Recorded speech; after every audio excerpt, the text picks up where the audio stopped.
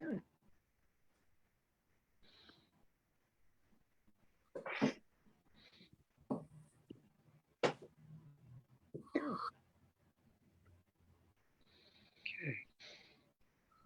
right then. Hi, everyone. Thanks for being here today. This is Poems and Speech Live with Shai Anbar. And thank you for being here. Thanks, everyone that's being here too. Thank you. And let me just share my screen in a second. Right there. So let me see there. Start here. And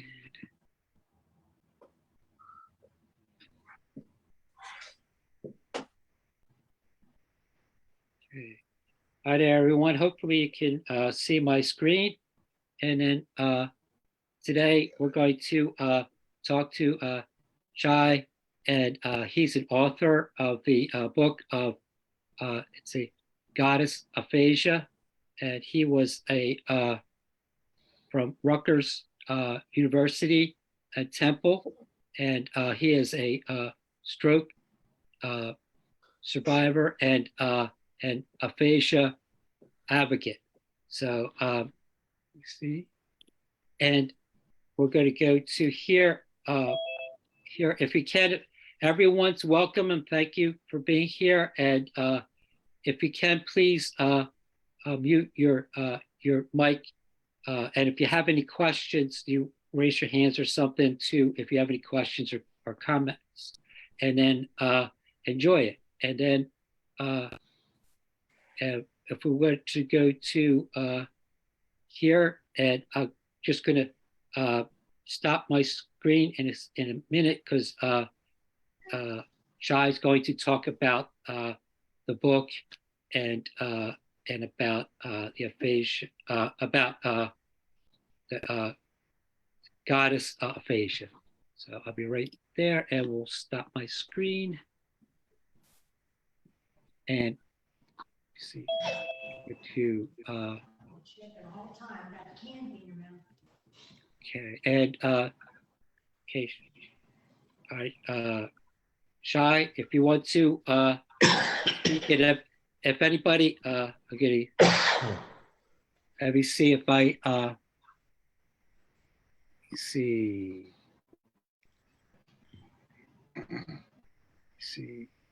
all right, Shai, can you unmute yourself?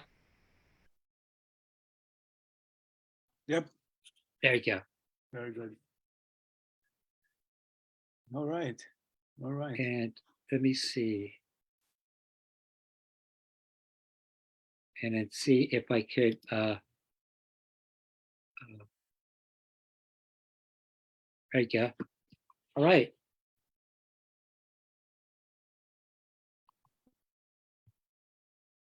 Okay.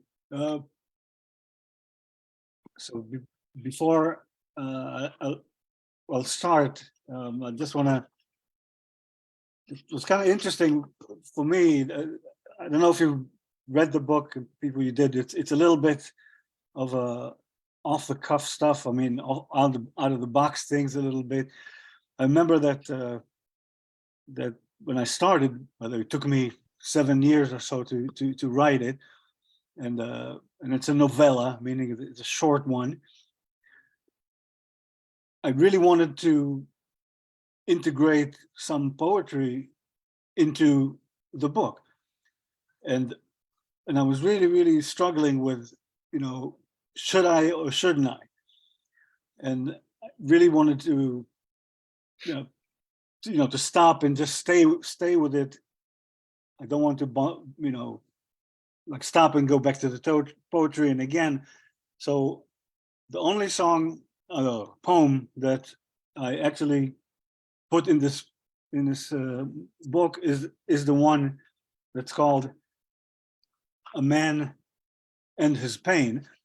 And before I do part of it is a big part of me. Some of the things that I always loved was mythology, and especially Greek mythology.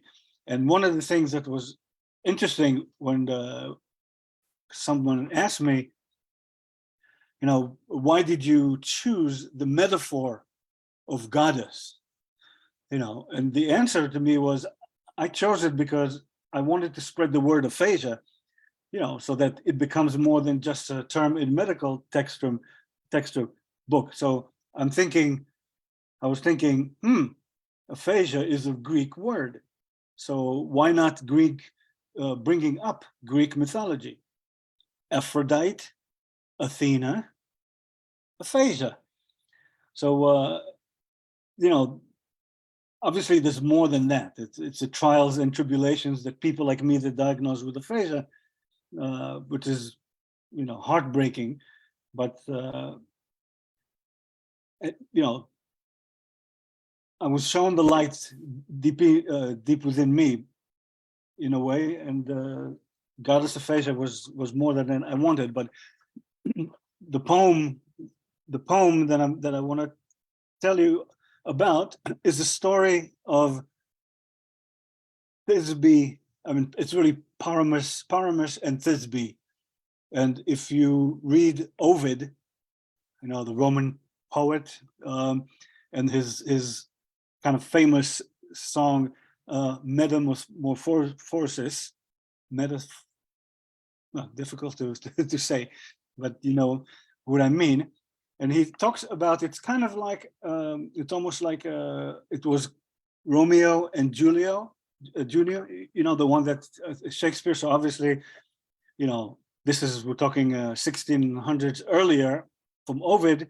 So in his book, he talks about Paramus and Thisbe, and the lovers who basically couldn't do it because the families were against, and finally they wanted to kind of get out, and the story, I don't want to I don't want to spoil the ending with it, but I'm going to read this poem right now about a man and his pain. And so a man and his pain, one embraces the other, cut from the same cloth. Between twilights and dawns, loves and torments, down a narrow path they march, a man and his pain. Rainy seasons follow their same loneliness. Days of scorching heat follow their shadows' namelessness. Just like Paramus and Thisbe, in their lives and in their deaths, they make their own way, a man and his pain. And there's no room for questions or redundant mercy, only for acceptance of the ancient covenant. When lovers fall on their swords, splashing blood on white mulberry fruits, turning them dark, so does a man and his pain. And so obviously the reason that I really loved it is, if you see mulberry fruit, of a mulberry tree or bush, it's usually dark purple, something like that. Uh-huh. And Ovid, the story was obviously, it's them really falling on their sword, splashing, turning the white fruit into dark. But anyway, this is this is the first page of this book, and obviously, isn't it for all of us, a man and his pain? So, Yeah, I feel it. Yes, you have. Everybody has some pain in their lives, and but it's, especially with aphasia, you have to live with it. You have to live with your pain. So it's thank you for your. I like that analogy for that. Very good. And so let me see if we go back and go back again. And if we go here, one thing I wanted to ask you about, and if I get back to that, okay,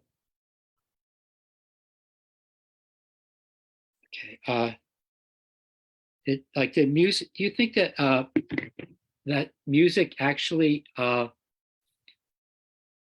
led you through the your journey to the universe, and meaning that you started at your home and you live in Israel, right? Mhm. And but your music made you helped you get all around the world, except for, and you're going to get there soon, is uh, at there's one continent that you haven't been there yet, Australia. but you'll get there soon. But I want to ask you: the music gets you to get to your life, to your language, your sports, your duty, universities, and your career each. Can you share up any of that? Sure, sure. So I think, you know, when it comes to my, the journey,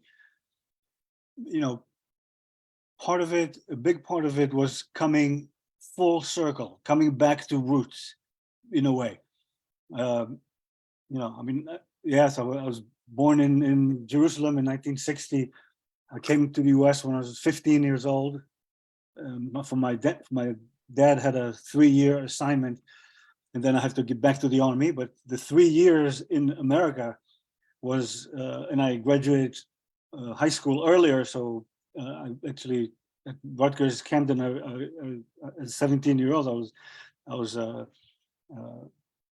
freshman, and I was in love with academia, and I said, oh, I have to, after the army, I have to go back to the US, and I did, but I studied philosophy. That was for my BA and my master, but obviously there was no jobs, and for some reason somebody has, oh, I have a job for logistics company, whatever, for customer service, in New York, and you'll be the Israeli desk or something. Well, 20 years,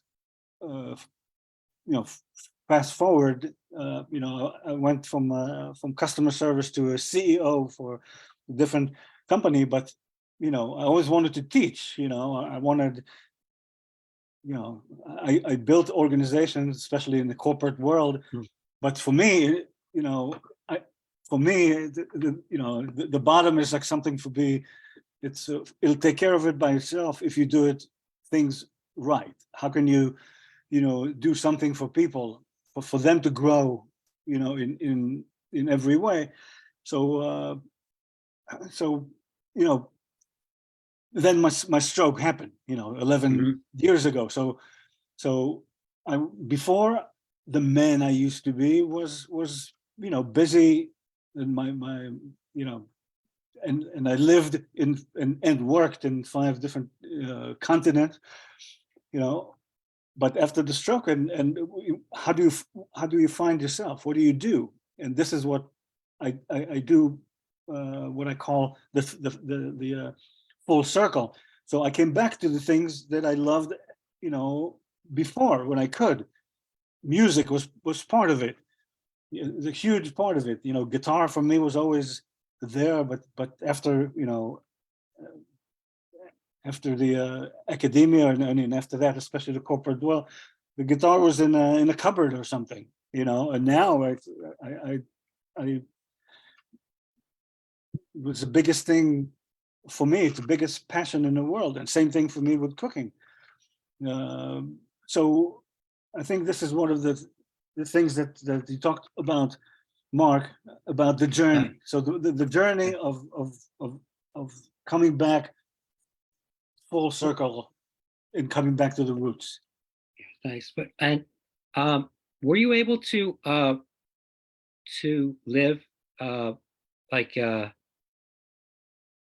at different cities because if you worked on different continents and stuff, because I know that you went to Florida. You lived in Florida for a while. So is that where your quarters were? Was the headquarters were there? Yeah. So in Florida, right now, they were. So, no. So part of, it's a logistics company. It started with it's called Brinks, and Brinks, the armored Yes. trucks are, you know what it is, but it's a division, a different division, kind of like if you call it like a white collar, for corporate in so we establish a satellite in India, in Belgium, and in Israel, in Hong Kong, and everywhere. So I started customer service, and then my first job was in Miami to be a manager for a very, very small. I think we were 3 people. But then a year later, and they said, "Shai, I need you in Italy." And I was a general manager. So basically, what I did with my family, well, ex-wife now, but and with my kids and my dog, it was always like, okay, let's let me move to the next one. And to me, it was not about money. I just enjoyed, like I said, building organization to the human touch, which was much important for me. But so there's Italy, and then, but I need you here. And I just kind of like in a way, like a soldier, I salute to my boss, but going up the ladder, just it comes not because I asked, or I didn't want it, but they needed. And so, I was a business development, for example, part of it was in New York, and we have to establish in a satellite, like a joint venture with a company in Sri Lanka. So I have to spend some time in Sri Lanka, and I did the same with South Africa. So what the answer, Mark, is that through work, sometimes I go for not to mention conferences and stuff like that, but really establishing a satellite, a new. The headquarters was for us at the time was in is Manhattan, and there was kind of right. Oh, nice. Okay. All right. So you were living in New Jersey, I think, and then you would drive to Boston. Is this what happened when you had your stroke? Yes. So it was my last job. I was in a different logistics company, not Brinks. It was an Israeli startup. The headquarters was in Boston, in I think it's Burlington, and I had to go back and forth, from my home, which was in Montclair. So I just come home for the weekend, but usually I spend the time there for about 4 months, and I was the CEO, for them. But one day I told my boss that it's going to be Monday, so the next day, Tuesday, I have a ablation. I have a small procedure at the hospital and so take a day off and be back to work. And guess what? I wake up to my sedation for my ablation, and for people who know what it is, it's like for AF for your heart rhythm. So there was just very small procedure, no big deal. But I woke up, gibberish, and and they said, "Uh-oh." So I had the stroke, and that was aphasia, barged into my life, of course. Right. So, but yeah, there was a headquarter in that company, which I have no idea what they do now. I think they're out of business anyway. So, Oh, but so we talked about that you had the ablation done, and it didn't go well, and you had uh, and then when you were talking about your recovery, but not your recovery. You talked about discovery instead. So why would you call it like life now as discovery now? Would you want to talk about that? yeah. So in the prologue of in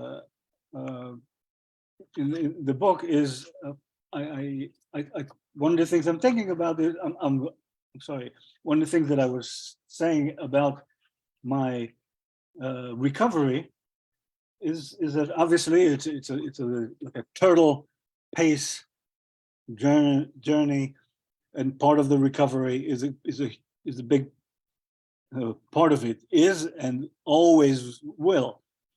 But and then I said recovery. I prefer discovery, but what I'm basically I'm saying, let me put it on hold, and I'll tell you about it. That's about it. The difference between recovery and discovery for me is, first of all, they are intertwined. There's a little bit of a difference.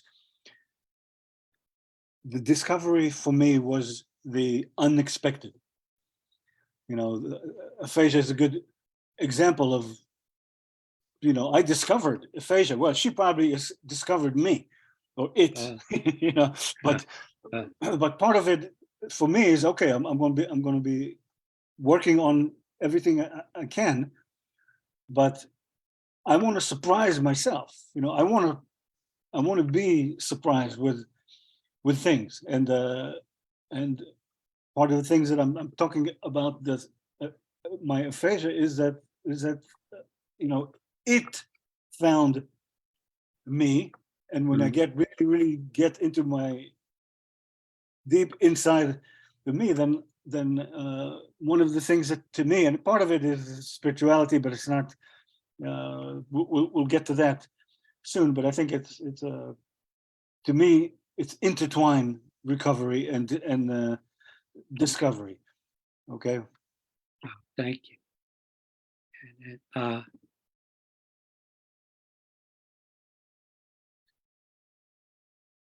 okay, and then you have for what it looks, you like to cook, and it says on here, this slide talking about the man's kitchen. You used to cook. Your father cooked. Your son, I think, and then and your other family would. But what is your favorite recipe that you would want to share? Okay, so the slide that you saw before about cooking, and it's a big part of me, and again, I talked about poetry, and that I was really, shouldn't I put some more? I don't want to bother to and I don't want to mess up the flow with things. A part of it was recipe. Part of them was part of the book was, okay, maybe I should put much more about cooking, and I stopped, but I have, it was very tempting for me to bring more about cooking. So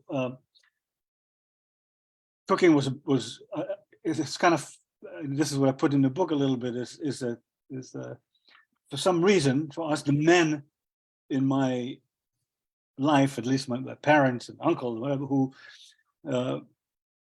and so, coming back full circle and playing and having more time, spending a lot of time honing, the skills about it. And so I have tons of recipes, and all of us, if we know something, with Google, and there it is. So I'm going to give you something that's not just about recipes, but I'll give you a life changer. Okay. The life of spice. Okay, life of spice to me.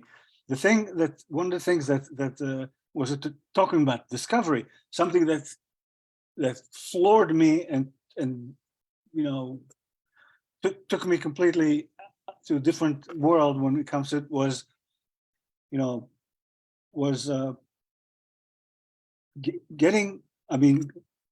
using spices, and especially whole spices. Okay, so you look at to me, one of the big five, which is like cumin, but I don't go to the supermarket and get the powder cumin or something, or same thing with coriander, get a whole one, the whole spice also. Okay. Cardamom, with the little pods of cardamom, and black pepper, but all of them, get it in grow and buy. It's a huge, it's your best investment ever is Really? a spice grinder. Okay, and then obviously you can mix it up. I do my own mix, and how you measure whatever, do you need like a half, or quarter, or whatever. It's never been, it's one of the things that it reminds me, by the way, of my family, when there's no recipes there's nothing written. Really? What I did, something was part of my book, and I omitted. Part of it was I was so lucky that before my parents passed away, and I'm talking now about 20 years ago, I asked them, I said, Dad, could you write down the recipes, because we pass it on, but there's nothing written. All my life was just like, I asked Dad, how'd you make this? Oh, a little bit of this and a little bit of that. Come on, I need a little bit. So I actually wrote down the measuring and everything, and and I still have it as my little, I call it the family cookbook. But so that's part of it. But one of the things that they taught me was about spices. So I tell you, I'll give you example of my shepherd pie, which is one of the things that I love. One of the things that I do is my kids, well, now it's not kids in the 30s, but I remember that they loved shepherd pie, but they don't want lamb. So I was always, I tell them, no, don't worry, it's beef. And what I do is I just go to the butcher, and I get a little chunk of lamb fat, put it into the which makes it taste much better. So anyway, I could talk to you all night with all of you. All I can tell to everybody, if you have any kind of what kind of recipe that really we want, not something just Google, but give me a little bit, then everything is about the spices. Shepherd's pie is a good example. Put a little bit of cumin, if you want a little cardamom, those things I just mentioned. Maybe cardamom is too much because it's too dominant, and you have to be very careful how much. Just ask, and I'll tell you. You know, Okay. you can find me anywhere, in Facebook or anything. I'll be glad to share. But you know, Well, just my discovery. yeah, my daughter, she likes spices, and so I think that would be a good gift for her, you know, to give to her, is to get a grinder for it, because she, you know, in the cabinet there's all kinds of spices in there, but I think she would really get into that, I think. So that's a good one. That's a good one. Yeah. It's a wonderful thing. I've got, you know, this.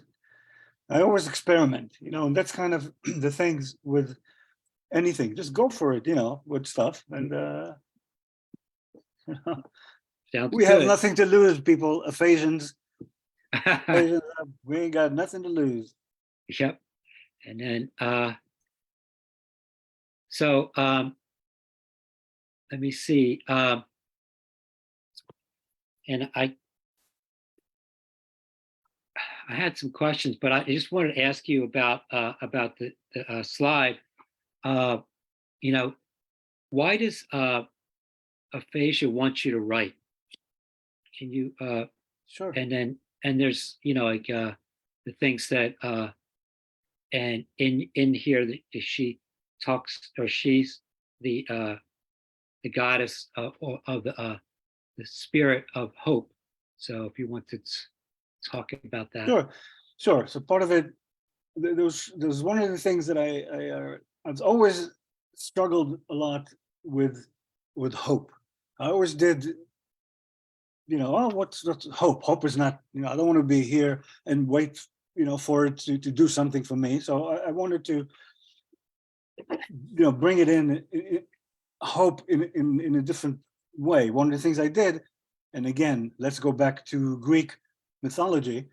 And so in one of the chapter in the book is the relationship of aphasia and hope. But hope, I called it or her into elpis, and elpis is a Greek word, or rather a goddess that means hope, and that's part of Greek mythology. So I kind of intertwined the you know, the aphasia and its and hope.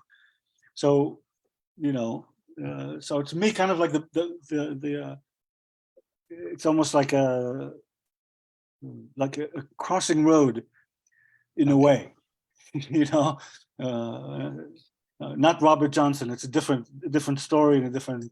But sometimes when you get to the you know, crossroad, and you're making some decisions, you know, part of it was with hope. But so what you asked me is, why did I write this book? And I think, again, the reason is because I owed it for myself. I keep on keeping on, and is simply in every way, you know, is if I didn't do it, if I couldn't express myself, sometimes I can't. I mean, I'm lucky that my speech it has its problems, not to mention comprehension and other things, but but how do I express myself the best way I can? So I can do it through music. I put it in a book because I don't want to bore you with my well, at least I don't go out on Facebook and put a lot of music. So cooking also, I don't usually, I don't.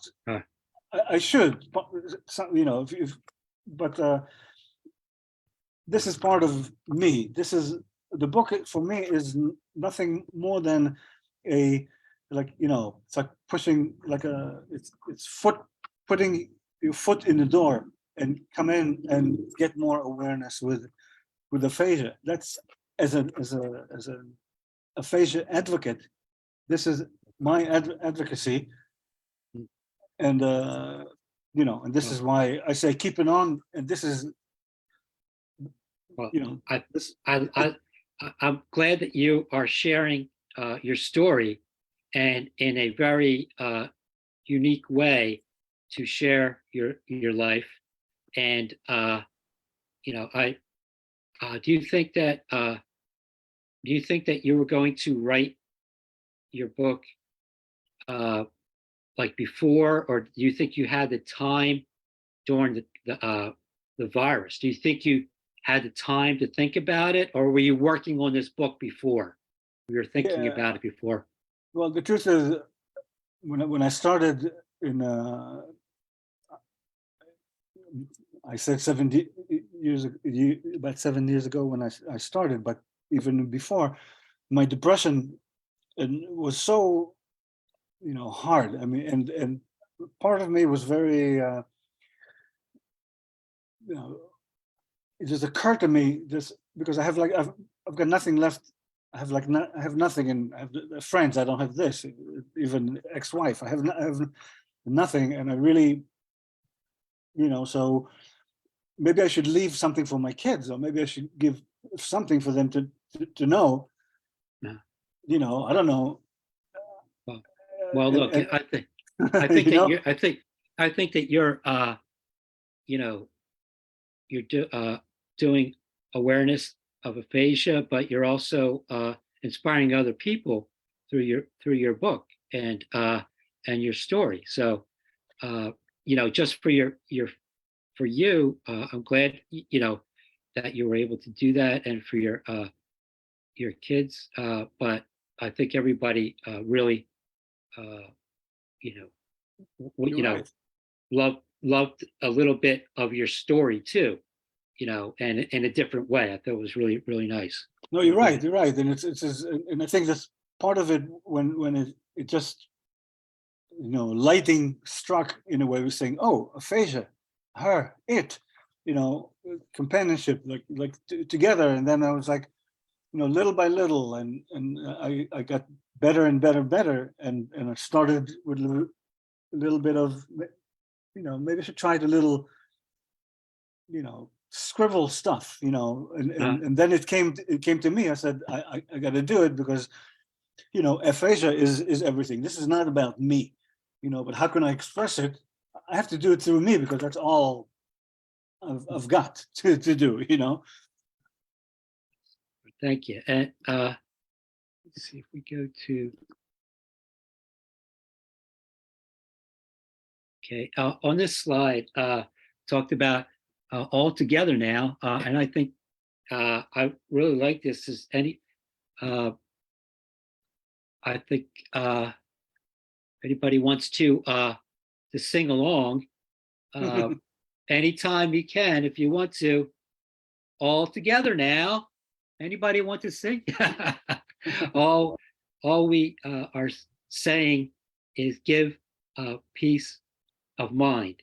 Yes, I think we all need some peace of mind. And that, can you share that on that? Sure. Yeah. So, you know, obviously this is a John Lennon. Obviously, Yes. you know, all we're saying is, you know, give peace a chance. But what? So yes, I borrowed, because what I'm writing about is that, you know, part of it is, you know, one of the things that was very difficult for me, still is, always will be, the brain. My brain is, it's like it's like spinning so much, because there's no coherency, and there's no, you know, the structure is, you know, for all of us sometimes, you know, from grammar, from structurally, everything is all over the place, and it's very exhausting in a way, you know. And sometimes what I how wonderful if I could. And one of the things that changed my life a little bit was through the meditation and spirituality into it. Is I don't want I don't need crutches, metaphor speaking, but is just to stand on myself, and I don't need any help. I have to really find myself, and I want to really tune out with the noise and the static sometimes in the brain, and and tune in. And part of it is meditation. No, I'm not I'm much more of a realist than anything, but that's a big part for me. The rest, my brain needed a rest, so just give peace a mind is exactly where this is what I came into, to in the book about, all together now for all of us. Come on, aphasians, in whatever, how you do it. It doesn't matter what it is. It could be in your church, it could be in your yoga studio, it could be at home. It's so easy for us to do it if we try to tune in with stuff, and that's kind of what I put in there. Nice. Terry has a question. Terry, you want to? Today, yeah. Today, if you look at the news today, MLK is our holiday, and the news. There's a new artist from bronze, and about 3, 4, big and huge, and the hand is Martin King with his wife holding his hand, just like you're holding with your peaceful.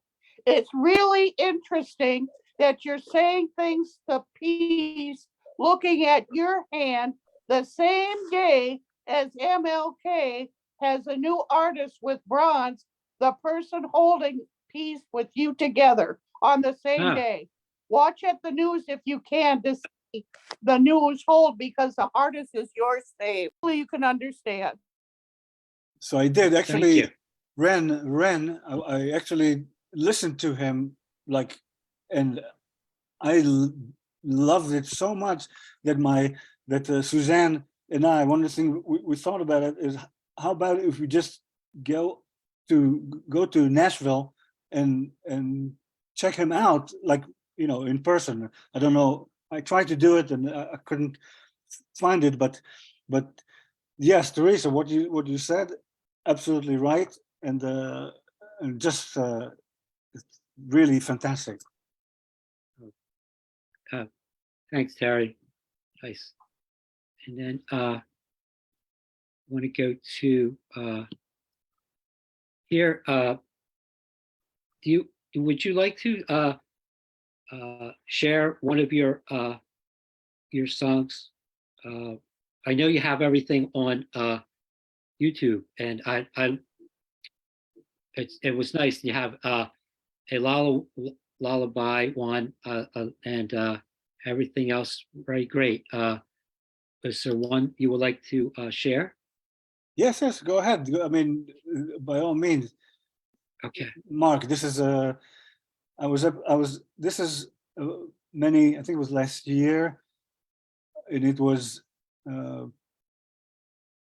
just again, I made it very, very short. I had no idea what it was, but it was the classical part of it.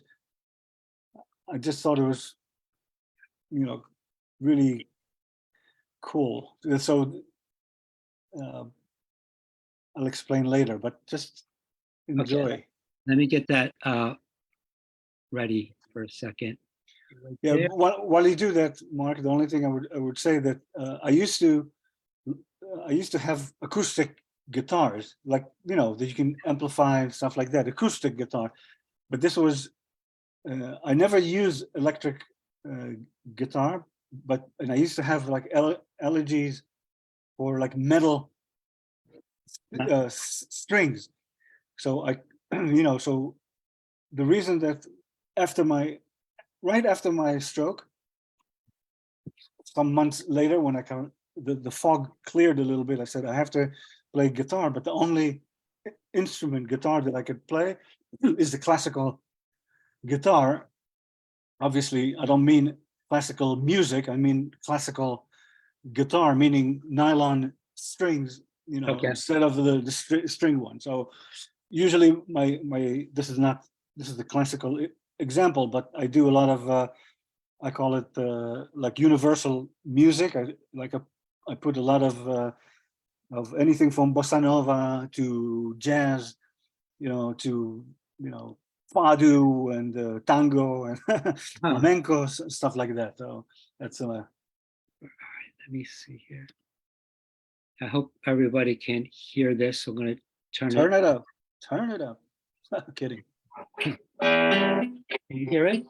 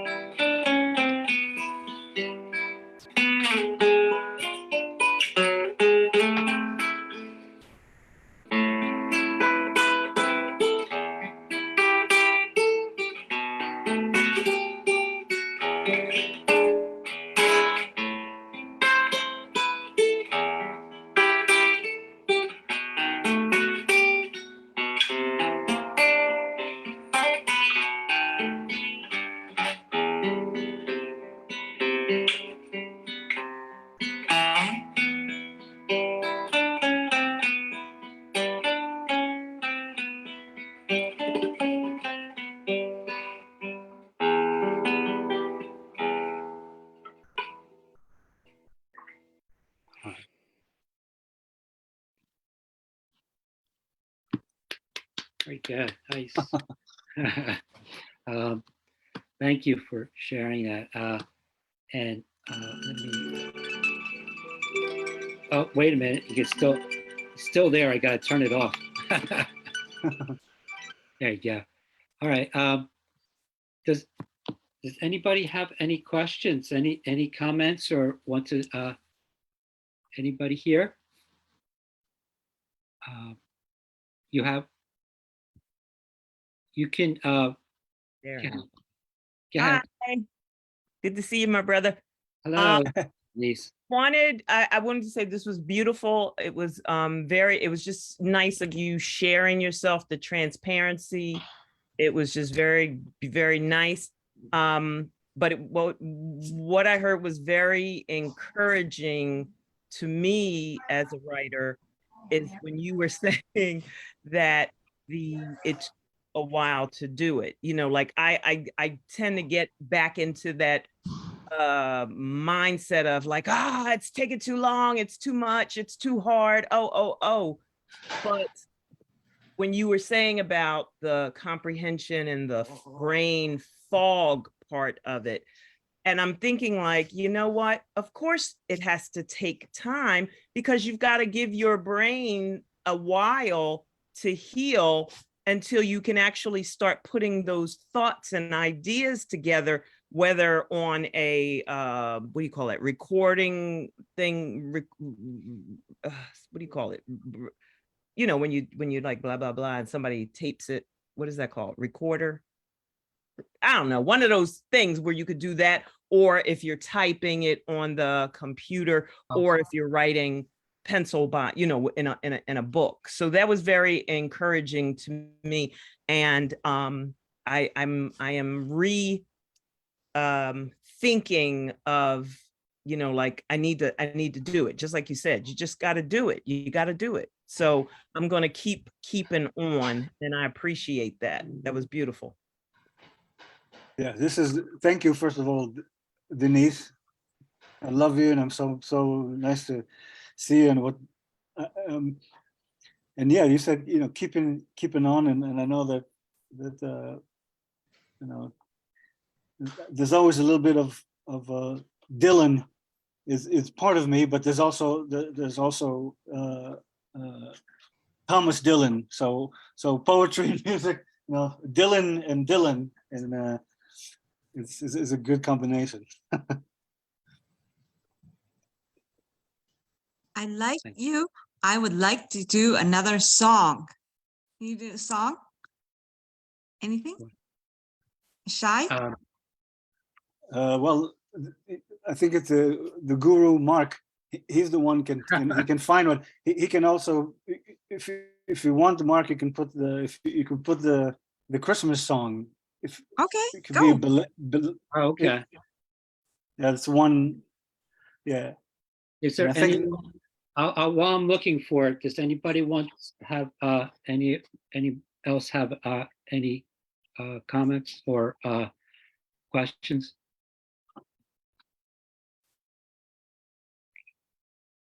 Let me see. Let me see. Got it. Here. Okay. Michael. Michael, yes, Shay, this is incredible. This is absolutely beautiful. This is a wonderful piece you've done, and musically is exceptional. I'm so impressed that you have aphasia. I'm so impressed with your writing, and I'm most impressed by the music. God bless you. This is terrific and tremendous. God bless you. So first of all, I'm grateful to you and what you said. I have to say, I still have your poetry book. I have it. It's being being part of the community. What we're doing, I tip my hat to what you're doing from poetry and in many ways. Not to mention your tour, which I followed every day for when you were biking. So yeah, all of us are just keep on keeping on. It's incredible. You're so impressed with yourself. God bless you. Really beautiful. Thank you. I have to go to Rhode Island at some point. I'll say hello to Please come. Yeah, Please come. this It's book- cold. It's Yeah. cold. Well, I have to wear a sweatshirt now because it's always cold in my house, but it's really nice. yeah. Maybe in the spring, maybe take a road trip. Maybe we should go there. I said, they call it. I don't know if it's in America, but something in the Polish mothers. Sometimes we call it like when you have a cold hands of a warm heart. Oh yeah, So it's all right. cold feet. Does if anybody, I do have the song ready, but just before we go, does anybody have another question or anything before we go? And before we see. Just thank you, everybody. That's just beyond grateful, and just mute your mic for the clip, the YouTube. That way, that way. I'll do that. Okay, let me right there. You forgot this one, but I think it's the latest one. Okay, and let me start that.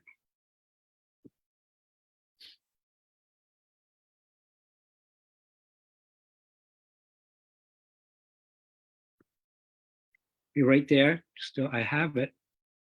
Okay, let me. There it is. And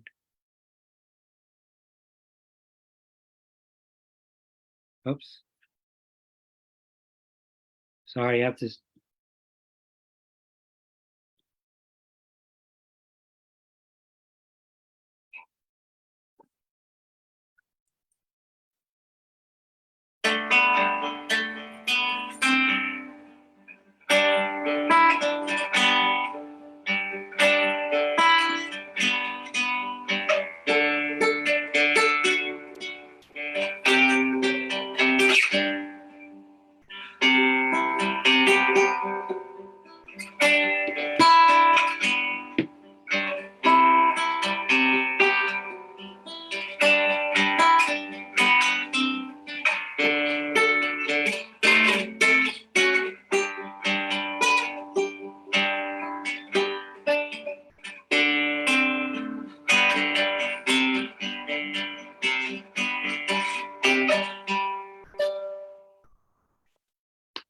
Okay.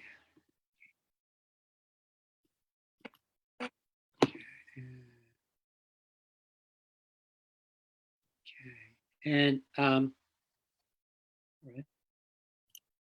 Okay, if anybody, we're almost done right now, so Shai, you can you want to say hello to every or say goodbye to everyone, or and if anybody wants to say anything. Bye. Bye. Bye. Thank you. Bye. Thank you, See you everyone. later. Thank you. Thank you, Shai. Thank you. Thank you for being there. Thank you, Mark. Yes. Thank you. If you want, just wait for a second before we go. Let's see. Thank you. Daryl, I thought you were stuck. Oh, there you are. Okay, thank you. I am here. Thanks. All right. I'll see you later. Thanks. See you all later. And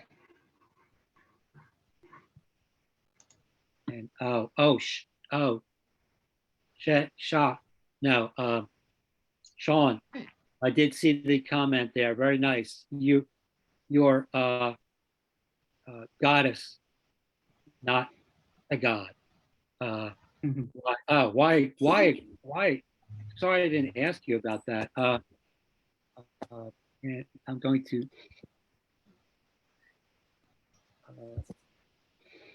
So he was asking